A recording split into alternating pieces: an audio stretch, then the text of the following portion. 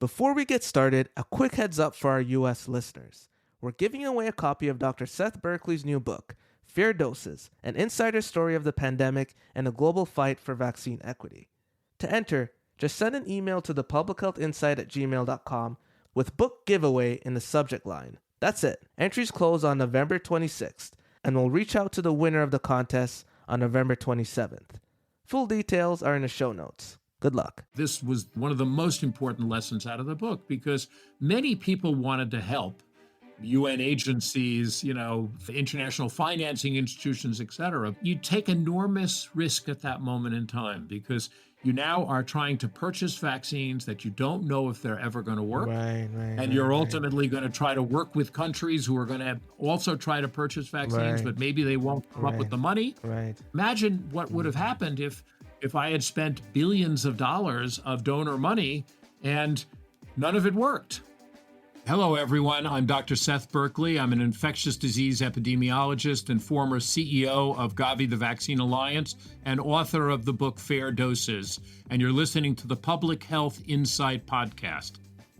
You're listening to the Public Health Insight Podcast, your go-to space for all things public health and global health.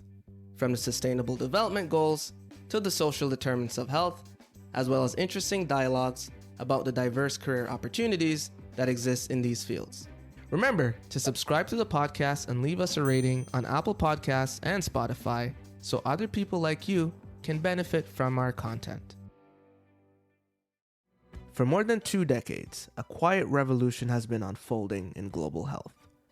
While headlines focused on crises and breakthroughs, a coalition called Gavi was quietly operating, delivering vaccines to nearly 1 billion children, preventing millions of deaths, and yet somehow remaining the best-kept secret in public health. What you'll hear in this episode is my conversation with Dr. Berkley as we pull that secret into the spotlight, tracing the story of how a behind-the-scenes alliance changed the fate of humanity. So, we're getting into the meaty stuff now, and a good place to start is at Gavi.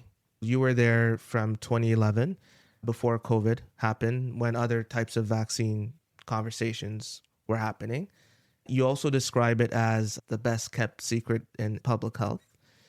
What is Gavi, and why did you consider it to be one of the best kept secrets in public health? Yeah, so let me just go back historically a little bit. So in 1974, there was a look through WHO at vaccination. And at that time, most people in the world had not received vaccines. And in fact, not received all the vaccines, hadn't received any vaccines. About 5% of people had received vaccines. And vaccines are so life-saving and preventive and cost-effective. And so there was an attempt to try to create a global vaccination program, and we can come back and talk about that. But it had its ups and downs. And in 2000, a decision was made to try a new public-private partnership. And part of that was, the public-private partnerships we talk about were becoming, IAVI was the first, but there were many after that. And an attempt was done to do that. So I was involved in getting Gavi started. And the reason I say it was an experiment was because there had been previously a children's vaccine initiative, and that had fallen apart because the public sector ended up battling with the private sector. They couldn't work together. They didn't trust each other. But this time, Bill Gates, who had joined for the first time this, and he put a substantial amount of money, $750 million on the table. It was a little bit, though, like, playing poker where you put all the chips in the middle and everybody else goes out. But he did that. And all of a sudden people said, oh, my God, now we have to pay attention. There's serious money here. And so Gavi began as an experiment to see, could we introduce new vaccines that had been made and were being rolled out in the high-income countries and weren't available in developing countries because they were so expensive. And that was really the idea behind it. And the answer is it's been unbelievably successful. And what we were able to do was to lift coverage up. So we ended up with now about 90% of kids in the world have access to routine vaccines. They don't all get all of the vaccines, but they have access to the routine system. we rolled out over 700 new vaccines, and we're able to reduce vaccine preventable deaths by 70%, contributing to more than a 50% reduction in child mortality. So a really, really successful effort. And in my leadership role, I raised $33.5 billion to do this. I was able to introduce a range of really important novel vaccines and work on trying to overcome issues of access and equity that were there. And that included everything from ultimately malaria vaccines to vaccines against cancer, against liver cancer, against cervical cancer, to creating a program to try to get Ebola vaccines set up for stockpile. So it was an incredibly exciting time. But the secret of Gavi was we didn't try to do it ourselves. What we did is we created a network of institutions, all who had a role to play. And then we were able to work with those networks and with the countries to build capacity and have them to be able to deliver the life-saving vaccines that would make a difference in those countries. Then came the pandemic. COVID-19 didn't just test health systems. It exposed the cracks in how the world shares life-saving tools. In early 2020, as the virus spread, wealthy nations raced to secure vaccine deals, echoing patterns seen during the 2009 H1N1 pandemic, when high-income countries bought up most of the supply. The World Health Organization warned of vaccine nationalism, and the scramble for doses became a defining challenge. For Gavi and its partners, the question was clear. Could the world avoid repeating history? Or would the best-kept secret in public health be sidelined when it mattered most? So that's 2011 through to 2023. But there was a bit of an inflection point, or one, but I'm sure there were several, one major inflection point. So I want to take you back to January 2020. You're in Switzerland, Hard Rock Hotel. You're with some colleagues, World Economic Forum. Hopefully it's not a blur for you right now because you wrote about it in your book, but take me back to that setting about what you were seeing unfold in your professional circles, in the news, and about your thoughts about what we were about to step into as a global community. So it wasn't clear what we were going to step into. So at that moment in time, there had been announced there was a point outbreak in Wuhan in China. A number of people had died from it. And the question at that point, of course, was, is this just at a wet market? And are people getting infected from being exposed to that? Is there transmission from person to person? So officially, there was no, knowledge of that. But informally, being plugged into the global community, we began to hear some scary rumors. And it was a tough time because Davos was not focused on this. President Trump was there in his first term, and he was asked about this, and he said, "Oh, it's no problem. It doesn't matter. It's going to be gone." But we weren't so sure of that. So I sat down with Richard Hatchett, who was the CEO of the Coalition for Epidemic Preparedness Innovations, which is an organization that was set up a few years before that in Davos. The idea was to help create new vaccines for diseases that are in the developing world that can have epidemic potential. And my wife was with me, and she's a physician also. And we sat down and we began to discuss, is this the big one? Is this just a dress rehearsal for the big one? We don't know, but we better prepare as if it is. And Richard gave the first grants out right then and there. He had flexible money, and he gave, for example, one of the grants was to Moderna to create the clinical version of their work they were doing already on this idea. So, this was an important thing. We decided that we would move forward. As I said before, we had no money, we had no people, but we would do it anyway. And we then went off to design what this would look like. And the next couple of months, people were beginning to talk more and more about this disease. And the last trip I took before lockdown was to the Munich Security Conference. And there, everybody was talking about it. And it was really important because these are spooks and defense people, not health people, but they were discussing what the effects might be. And we went into lockdown. And from the place I'm doing this recording right now, we were able to put together this global effort, bring together all the people, ultimately be able to purchase vaccines and make them available. But of course, it was a very, very difficult effort. It was a difficult time. And, being able to bring people along. And the way we were able to do that is we had credibility because we already were providing vaccines for for countries that had 60% of the world's children. And so we're already working in all of these countries, had the systems in place, and CEPI was already doing research. And so the idea was, if somebody should do it, we should probably do it. And therefore, we ultimately got the permission of the board, and donors came together and supported it. If you're enjoying this conversation and want to go even deeper, don't miss out on your chance to win a copy of Fair Doses by Dr. Seth Berkley, the guest who I'm interviewing right now. In order to participate, just send an email to thepublichealthinsight@gmail.com with book giveaway in the subject line.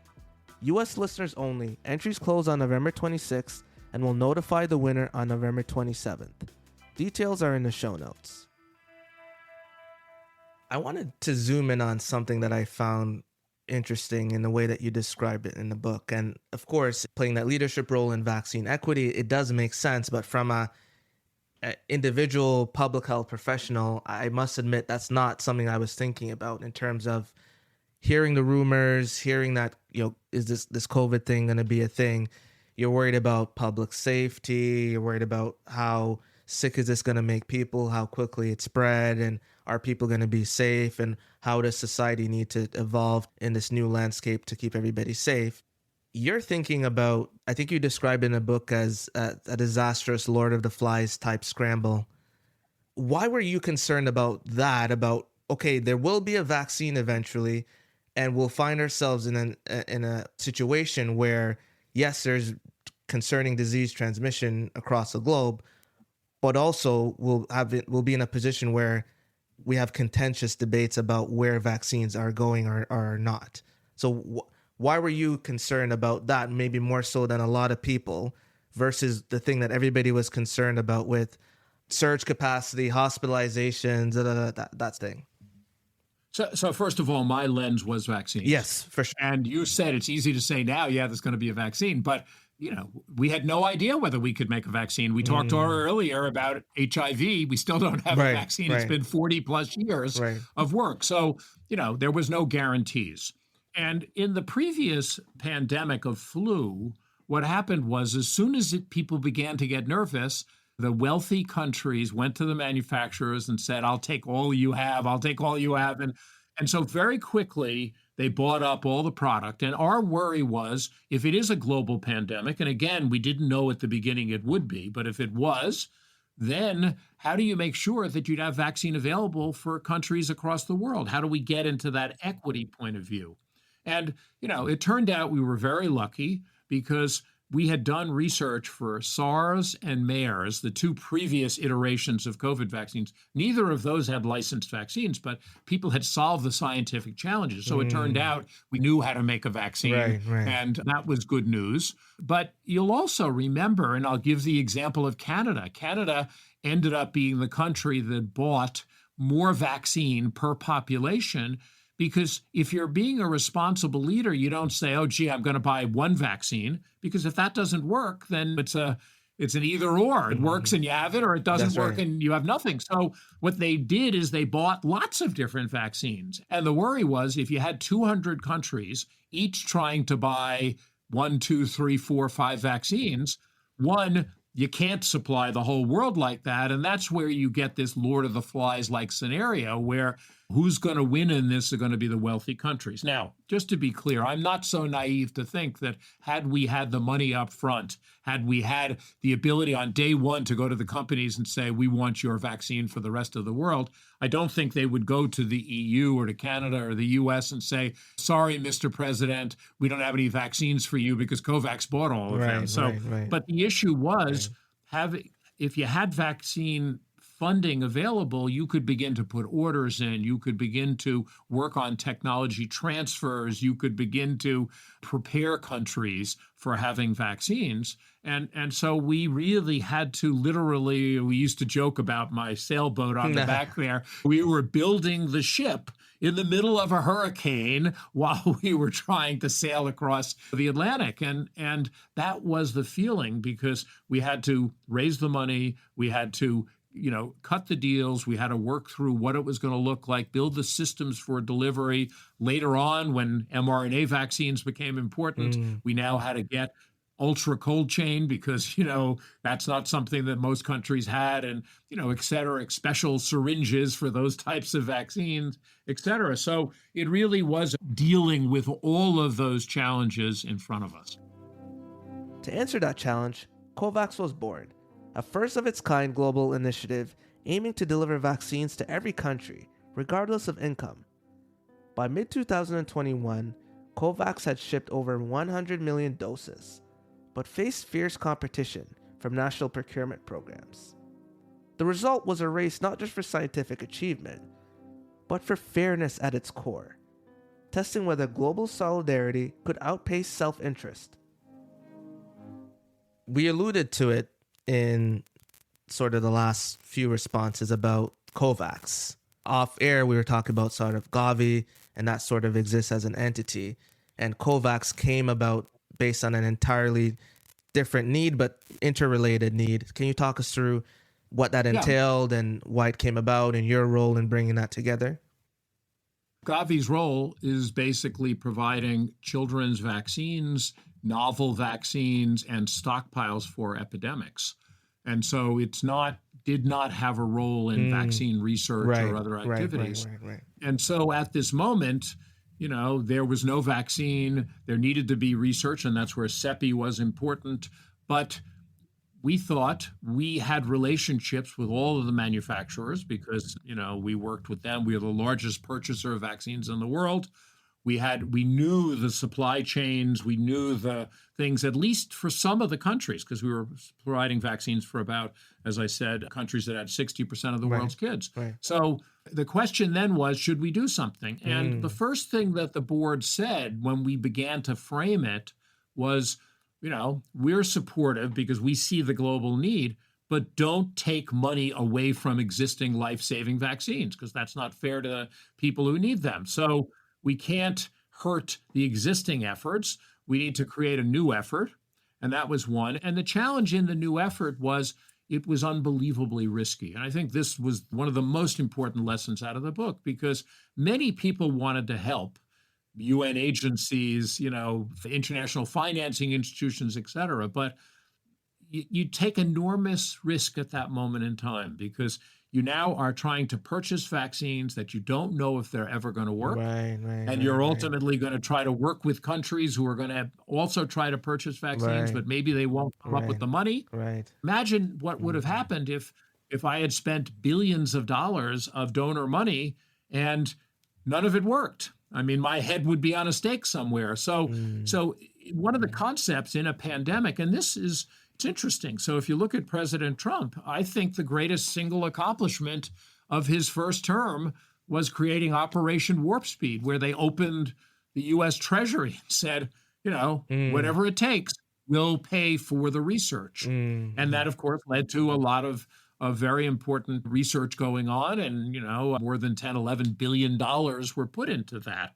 And so that's about taking risk. And obviously for the U.S. Treasury, $11 billion, it's significant money, but it's not, it's not going to end the country. But if you think about it for any organization, so this really was the challenge of how to coalesce people around it. And one of the hardest parts was everybody wanted to be part of this because it was the hot thing. Everybody, every government, every NGO, every scientist, and if you want to be efficient, you have to really keep the numbers small, but the broader the consensus you can get, the more help you will get in raising money and doing the right thing. So we were always trying to balance those two things, keep it small, closed, efficient, quick decision-making, open it up, get lots of people involved, lots of communications, get everybody comfortable. So a lot of tension that was there, and nobody had ever done this before, so there was no playbook.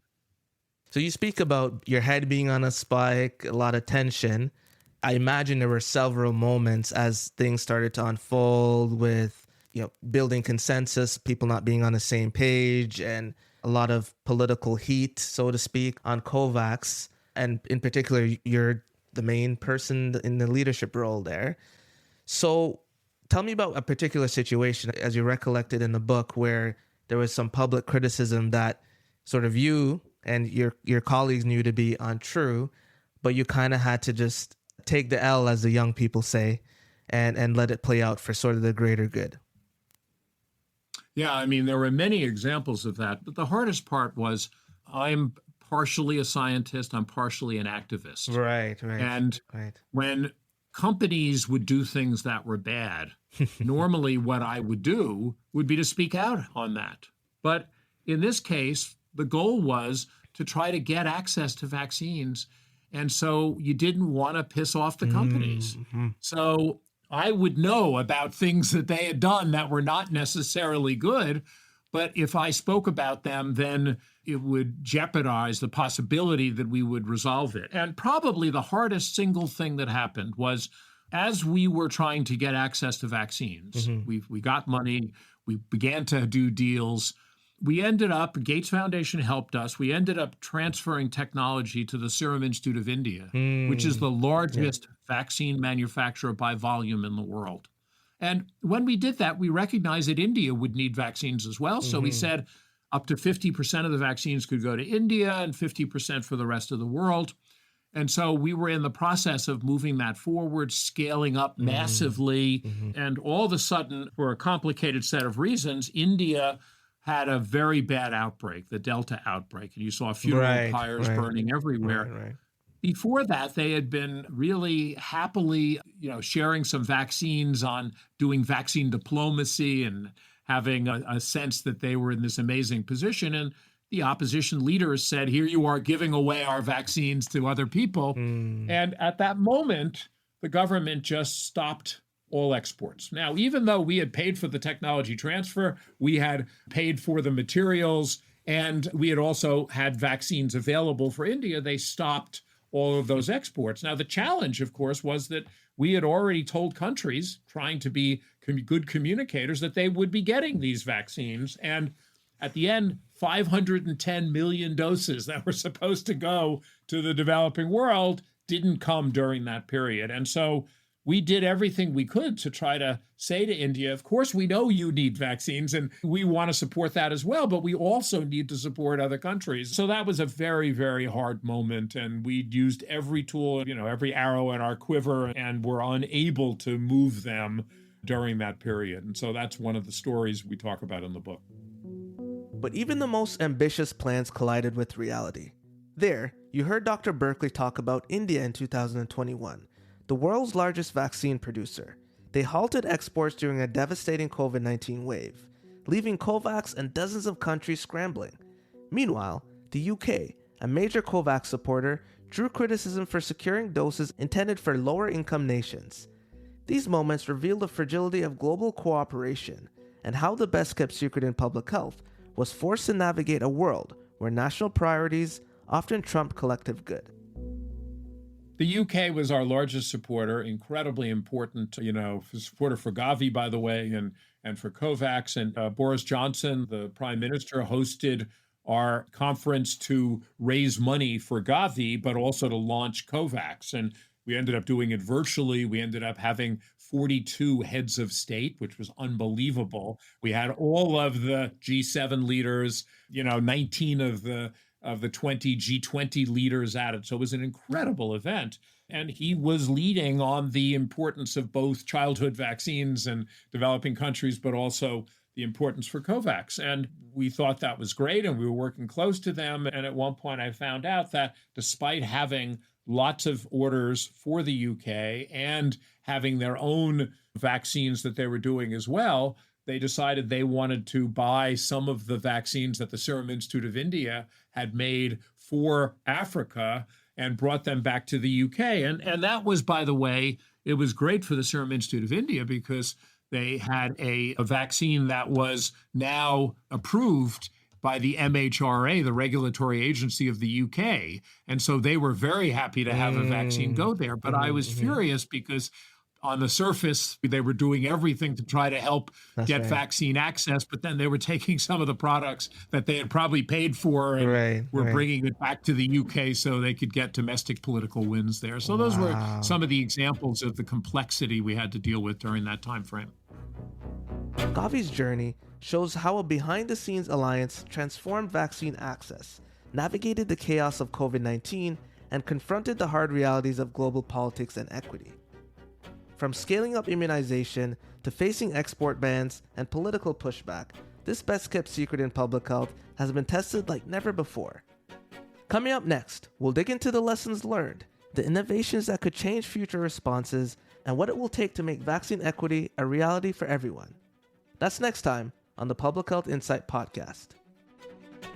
Before we go, remember, you can win a copy of Fair Doses by Dr. Seth Berkley. Just email thepublichealthinsight@gmail.com with book giveaway in the subject line.